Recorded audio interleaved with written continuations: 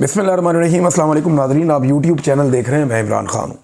Nadreen, सबसे पहले तो आप ये देखें कि बयानिया बनाया कैसे जाता है। एक बयानिया बनाया गया पाकिस्तान में और बार बार बनाया गया। पाकिस्तान की मीडिया ने उसके बारे में बार बार बात की कि जनाब कोई ISI के अफसरान थे, उन्होंने, और आसिम मुनीर का नाम लिया जाता है कि इन्होंने इमरान खान साहब को ले जाकर फाइलें दिखाई कि जनाब बुशरा बीबी करप्शन कर रही हैं। तो इमरान खान साहब ने उस पर तवज्जो नहीं दी। अच्छा, एक बयानिया ये है कि ISI के अफसरान ने इमरान खान को मुबैना तौर पे ये दावा किया जा रहा है कि फ़ाइलें दिखाई और इमरान खान साहब ने कोई एक्शन नहीं लिया। अब दूसरा दावा, ये जो आर्टिकल छपवा दिया गया, इसके अंदर ये किया जा रहा है कि बुशरा बीबी ISI के लिए काम करती थी और वहाँ से मालूमात लेकर इमरान खान साहब के ऊपर जो है वो मामला करती थी और उनको गुमराह करती थी या उनके फैसलों के ऊपर असरअंदाज होती थी। अच्छा, एक तरफ कह रहे हैं कि जनाब एजेंसियों ने बुशरा बीबी की करप्शन पकड़ के इमरान खान को दी, दूसरी तरफ कह रहे हैं कि नहीं जी नहीं, बुशरा बीबी एजेंसियों के लिए काम करती थी और वो इमरान खान को इन्फॉर्मेशन देती थी।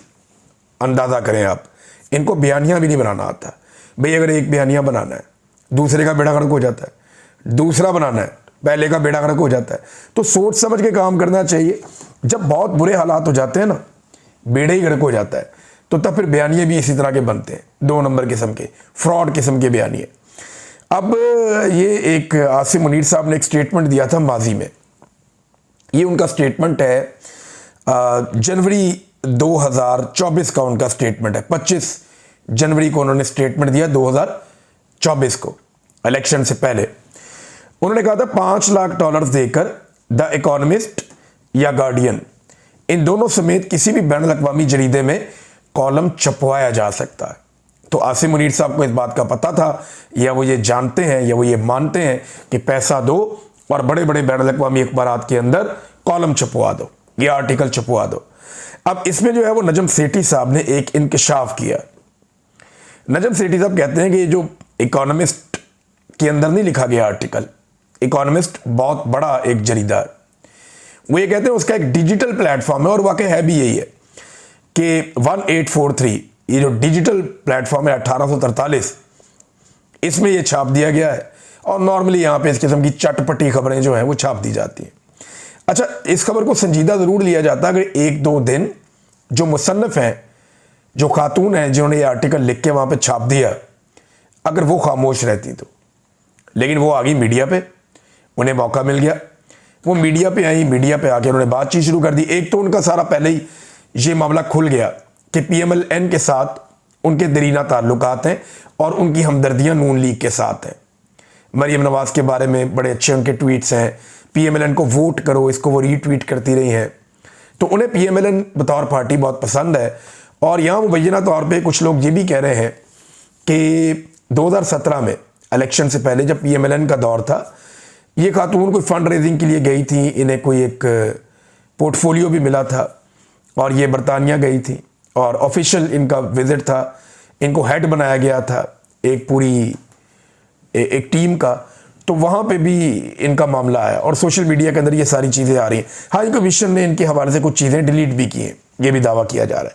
अच्छा, जब ये खातून को सुना ना, तब कुछ चीज़ें मज़ीद सामने आ गई। एक तो ये बात सामने आ गई कि इन्होंने ये जो सारी खबर बनाई है या आर्टिकल लिखा है, ये काम अब से शुरू नहीं हुआ। ये गुज़िश्ता साल जब बुशरा बीबी इमरान खान साहब की रिहाई के लिए एक तहरीक लेकर निकली थी, ये मामला तब शुरू हुआ था नवंबर में। और तब इन्होंने इसके ऊपर काम शुरू किया था कि अगर ये मामला आगे बढ़ता है तो ये आर्टिकल हम छाप देंगे। लेकिन फिर ज़रूरत नहीं पड़ी, 26 नवंबर हो गया, कत्लेआम, मामला किसी और तरफ मुड़ गया, बाद में ज़रूरत नहीं पड़ी। और अभी क्योंकि 27वीं आईनी तरमीम है, तो मुझे ऐसा लगता है कि 27वीं आईनी तरमीम से जो असल मसला, उससे तवज्जो हटाने के लिए, असल मसला क्या है? असल मसला ये है कि पाकिस्तान के सदर ने और पाकिस्तान के आर्मी चीफ ने, दोनों ने ताहयात इस्तिस्ना ले लिया है। और उलमा इकराम, जो जय्यद उलमा इकराम है, उनके बकौल ये अमल गैर इस्लामी और गैर शरई है, यानी इस्लाम में इसकी गुंजाइश नहीं है। हमारे आर्मी चीफ ने और हमारे सदर पाकिस्तान ने, आसिम मुनीर साहब और जरदारी साहब, इन दोनों ने ताहयात इस्तिस्ना आइन के अंदर ले लिया है, जबकि ना इस्लाम इसकी इजाज़त देता है, ना शरीयत इसकी इजाज़त देती है। ये गैर इस्लामी है, गैर शरई है।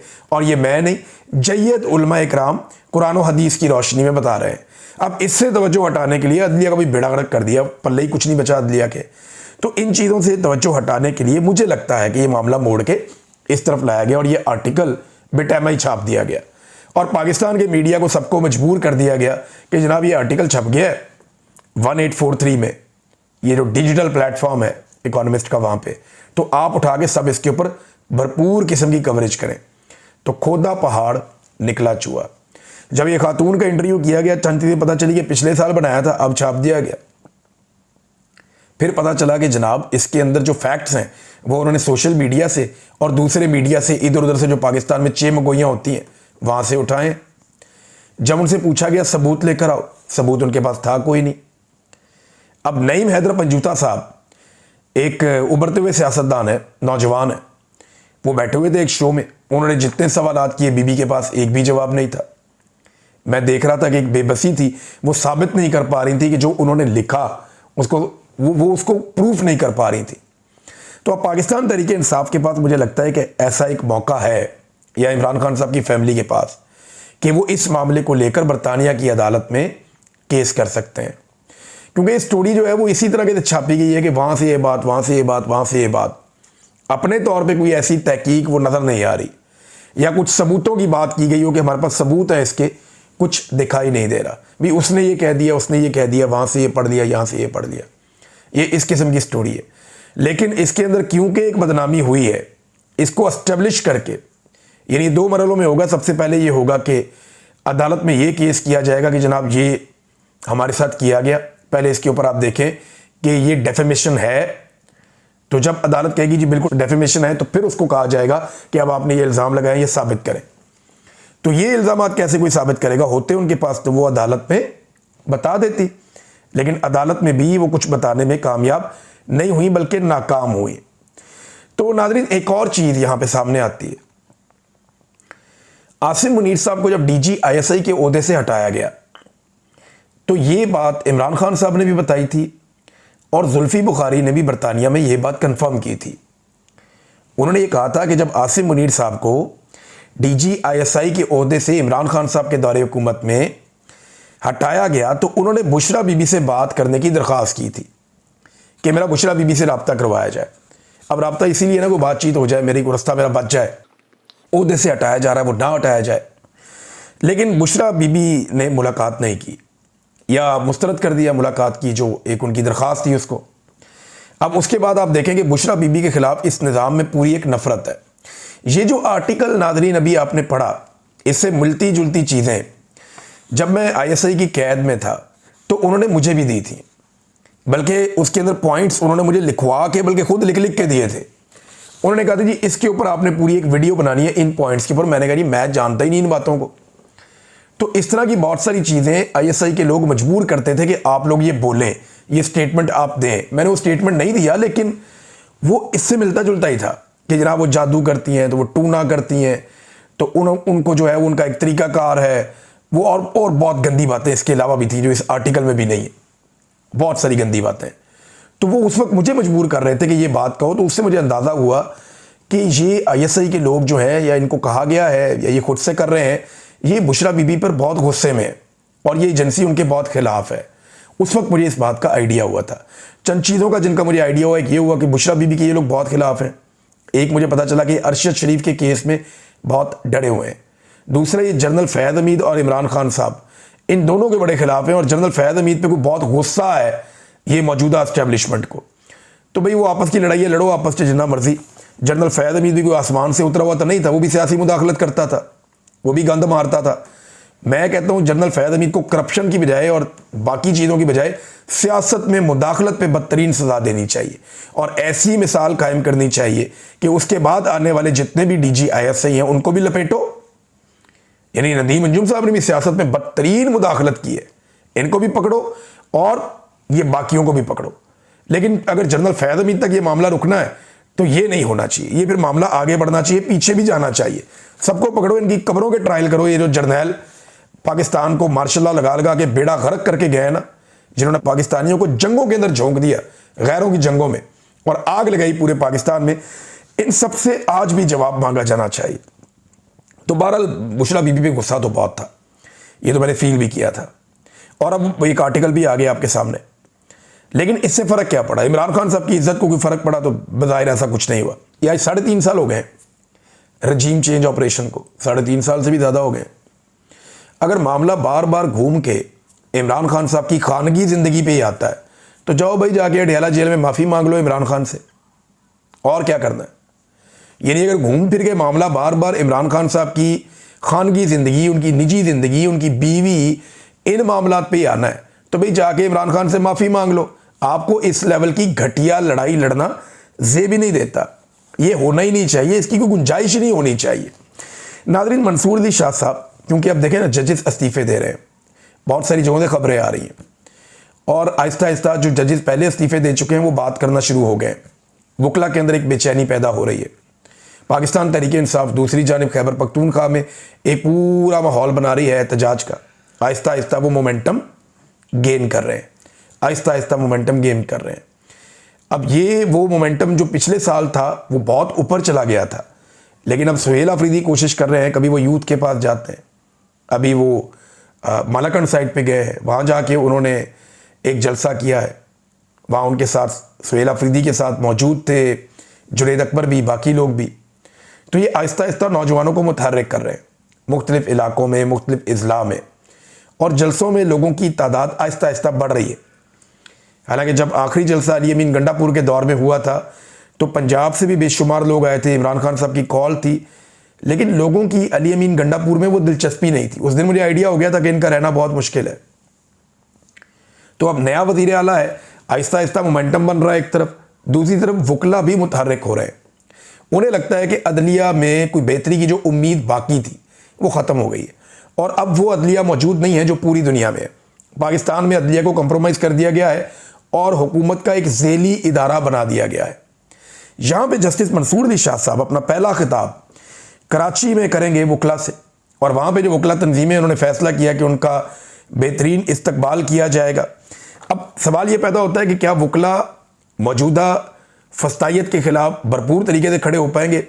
मैं एक चीज़ आपको बताता हूँ कि जब परवेज़ मुशर्रफ का दौर था और वकला एक तहरीक चली थी, वो अब तक की सबसे तगड़ी और बड़ी वकला तहरीक थी, तो उसमें आप चंद चीज़ें याद रखिएगा कि बड़े बड़े वकला के नाम थे।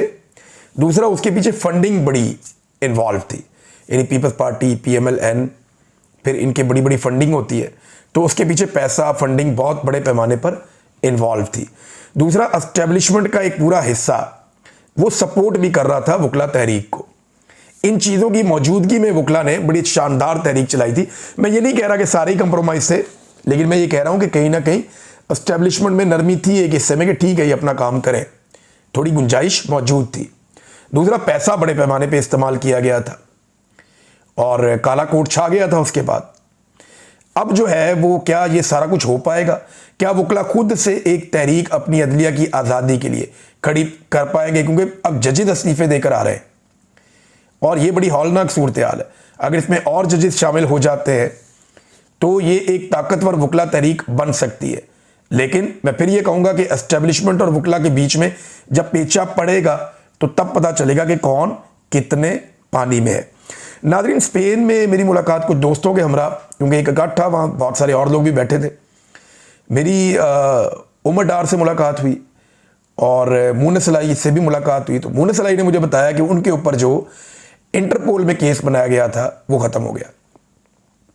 तो मैंने उनसे पूछा जी आपके ऊपर केस क्या बनाया था? उन्होंने कहा जी केस बनाया हुआ था और पॉलिटिकली मुझे यहाँ पे कोशिश कर रहे थे, बहुत सारे इल्ज़ाम थे कि इंटरपोल के ज़रिए मुझे पकड़ें, लेकिन जो इसकी तफसीलात हैं वो ये हैं कि इंटरपोल में पाकिस्तानी गवर्नमेंट साबित ही कुछ नहीं कर पाई। अब मैं आपको ये बताता हूँ, ये साबित करें या ना करें, एक परसेप्शन बनी हुई है पाकिस्तान के बारे में, क्योंकि पाकिस्तान में ज़्यादातर जो केसेस बनते हैं सियासतदानों पे, सहाफ़ियों पे, शायरों पे, समाजी शख्सियात पे, वो ज़्यादातर केसेस बनते हैं पॉलिटिकली मोटिवेटेड केसेस, सियासत की वजह से बनते हैं कि अगर आपकी सियासत जो है वो एस्टेब्लिशमेंट के साथ मिल गई है तो आप पे कोई केस नहीं बनेगा, अगर आप एस्टेब्लिशमेंट के ख़िलाफ़ हो गए फिर आप पे बहुत सारे केस बनेंगे। तो इसलिए जो इंटरपोल है वो इनके रेड वारंट अमूमन जारी नहीं करते, या वो पाकिस्तान की बात मानते नहीं है ऐसे केसेस में। उनके पास आसान तरीका होता है, वो उसको गूगल करके भी देख ले तो पता चल जाता है कि ये आदमी सियासतदान है और आजकल इसकी एस्टेब्लिशमेंट के साथ बिगड़ी हुई है। तो मोहम्मद सराई को ये इसमें कामयाबी शायद इसलिए मिल गई है और पाकिस्तान की हुकूमत जो है कुछ कर नहीं पाई। नाज़रीन, एक और बहुत बड़ी खबर है, ये एक करैक्टर है और इसकी कुछ ईमेल्स लीक हो गई। करैक्टर का नाम है जेफरी एप्स्टेन। इनकी कुछ ईमेल्स लीक हो गई हैं, अब दुनिया में नहीं है, और इसकी ईमेल जो है उनमें बड़े बड़े लोगों के साथ इसके ताल्लुकात हैं, पता चल रहा है, यानी सऊदी अरब और कतर के हुक्मरानों के साथ भी, ट्रंप के हवाले से भी इसमें चीज़ें हैं, बहुत सारे और लोगों के हवाले से चीज़ें हैं। कुछ 9 बड़े इंकशाफात अब तक जो बैनुल-अक़वामी रिपोर्टें हैं उनके मुताबिक सामने आए। अब ये जो करैक्टर था इसके बारे में सब जानते हैं कि किस लेवल का एक करैक्टर था, और इसराइल का बड़ा प्रो था, बहुत इसराइल को बहुत पसंद करता था। तो इस करैक्टर की जानिब से इसकी ईमेल्स लीक होना और उनके अंदर इमरान खान का तस्करा होना, ये बड़ी अजीब चीज़ है। अच्छा, शुरू में ये हुआ कि जैसे ही ये ईमेल्स लीक हुई तो बहुत सारे लोगों ने इसको एक फ़ायदे के तौर पे लिया और उन्होंने रोला डाल दिया जनाब पाकिस्तान में कि जनाब देखें जी, इमरान खान साहब के बारे में ये एप्स्टेन फाइल्स आ गई हैं और उसमें इमरान खान का अब पता चलेगा। तो लोगों ने रोला डाल दिया जनाब कि ये तो यहूदी एजेंट है। पहले से ये कहते हैं इमरान खान को इसराइली एजेंट है, कोई यहूदी एजेंट कहता है, कोई कुछ कहता है, कोई कुछ कहता है। पाकिस्तान में जिसकी ज़बान पे जो आता है लोग कह भी देते हैं। तो इमरान खान के खिलाफ बहुत प्रोपेगेंडा किया गया इस मामले में। लेकिन जब ये सारी तफसीलात सामने आई और इसके ऊपर बैनुल-अक़वामी कुछ सहाफ़ियों ने रिपोर्ट किया तो फिर सब की आंखें खुली की खुली रह गई। अब हुआ क्या, इन फाइल्स के अंदर इमरान खान को इंतहाई मजहबी और खुमैनी की तरह या सदर शी जिनपिंग की तरह जो चाइना के सदर हैं, या उर्दवान की तरह जो तुर्की के सदर हैं, या जो रशिया के प्रेसिडेंट है पुतिन, उनकी तरह, यानी वो कहा गया ये उनसे भी एक हाथ आगे है इमरान खान। ये आदमी इमरान खान के बारे में कह रहा है और इनके ख्यालात जो है वो मगरिब की एलीट को नफरत की हद तक तकलीफ देते हैं। अब आप ये देखें कि इमरान खान से सहूनियत को क्या खतरा था, लीक ईमेल में बड़ा इंकशाफ। ये रज़ी ताहिर साहब लिख रहे हैं, जेफरी एप्स्टेन की लीक होने वाली 31 जुलाई 2018 की ईमेल्स के मुताबिक उन्होंने लिखा कि पाकिस्तान में Imran Khan, Erdogan, Khamenei, Xi Jinping और पुतिन से भी ज़्यादा अमन के लिए बड़ा खतरा है। एप्स्टेन ने इमरान खान के वज़ीर आज़म बनने को वाकई बुरी खबर भी करार दिया था। और ये भी मैं आपको बता देता हूँ कि जेफरी एप्स्टेन जो है, इनके बारे में ये क्लेम किया जाता है कि ये मोसाद की ईमा पर दुनिया भर के सियासतदानों के साथ इनका वो मामला चलता रहता था। ये इस किस्म की चीज़ जो है वो भी रिपोर्ट हुई है। तो आप अंदाज़ा करें कि इमरान खान साहब की हुकूमत कैसे गिरी और क्यों गिरी, और वो कौन लोग थे जो इमरान खान साहब को पहले दिन से ही नापसंद करते थे। अब काफ़ी चीज़ें क्लियर होती जा रही। देखें, जनरल बाजवा को क्या चाहिए था, एक्सटेंशन। जनरल बाजवा को एक्सटेंशन मिली नहीं। इमरान खान साहब ने दूसरी मरतबा पहले दे दी थी, दूसरी मरतबा इमरान खान साहब ने कहा जी मैं नहीं देता, तो बाजवा साहब ने कहा जी मैं नून लीग से ले लूँगा। उन्होंने उधर डील मारी, उन सबको इकट्ठा कर दिया और आलमी सपोर्ट उन्होंने ले ली इमरान खान साहब के खिलाफ लॉबिंग करवा के। अब इमरान खान साहब जो हैं वो लग गए दीवार के साथ, फिर उनकी हुकूमत गिरा दी गई। तब से लेकर अब तक पाकिस्तान चल नहीं पा रहा। अभी दोबारा पेट्रोलियम मसनूआत की कीमतों में 6 रुपये का इजाफा कर दिया। ये पाकिस्तानियों को एक के बाद एक इस तरह का तोहफा दिया जाता है। नादरीन, फैसल वाडा साहब भी वही बात करते हैं जो हम करते हैं, तरीक़ाकार अलग है। हमारे कुछ टाउट दोस्त हैं वो भी यही बात करते हैं जैसे हम बात करते हैं, एक जैसी बात करते हैं। हम ये बताते हैं कि ये गलत है, लेकिन पाकिस्तान की फ़ौज पाकिस्तान की पॉलिसियाँ चला रही है और वो पाकिस्तान की सियासत को और पाकिस्तान के मामलात को कंट्रोल कर रही है, और इसके अंदर फील्ड मार्शल आसिम मुनीर साहब का मेन किरदार है। हम ये कहते हैं तो हमारे पर गद्दारियों की, बगावतों के मुकदमात होते हैं, हमें जो है वो जान को ख़तरा पड़ जाता है, दर्जनों मुकदमात हो जाते हैं। यही बात फैसल वाडा दूसरे अंदाज में कर रहा है। अल्लाह का शुक्र करें कि आसिम मुनीर मुल्क को चला रहे हैं, रोनाल्डो बने हुए, यानी वो तारीफ के अंदाज में वही इल्ज़ाम लगा रहा है कि एक्चुअली मुल्क को आसिम मुनीर चला रहे हैं। एक्चुअली मुल्क के ऊपर कंट्रोल जो है वो मिलिट्री एस्टेब्लिशमेंट का है। फैसल वाडा भी वही बात कर रहे हैं, हम भी वही बात कर रहे हैं। फैसल वाडा ये बात करते हुए उनकी तारीफ कर रहे हैं, हम ये बात करते हुए इसको जमहूरियत के लिए गलत करार दे रहे हैं, लेकिन उन्हें शाबाश मिल रही है, हमारे ऊपर मुकदमात हो रहे हैं। तो मिलिट्री एस्टेब्लिशमेंट का प्रॉब्लम ये है कि वो ये कहते हैं कि हमने कंट्रोल करना है सारी चीज़ों को, लेकिन इसको एक्सेप्ट किया जाए। अगर आप इसकी तारीफ करें, इसे एक्सेप्ट करें तो बहुत अच्छा है, लेकिन अगर आप ये कहें कि ये गलत हो रहा है, ये गैर जमहूरी है, ये गैर आईनी है और आप कानून और आइन से खिलवाड़ कर रहे हैं, तो इसके ऊपर उनका रद्द-ए-अमल आता है। असल कहानी सिर्फ इतनी है। लेकिन एक बात याद रखें, चीज़ें चाहे हम रिकॉर्ड पे रखें, चाहे दूसरी तरफ जो लोग हैं वो रिकॉर्ड पे रखें, चीज़ें रिकॉर्ड पे आ रही हैं। अब तक के लिए इतना ही। अपना ख्याल रखिएगा, अपने इस चैनल का भी। अल्लाह हाफ़िज़।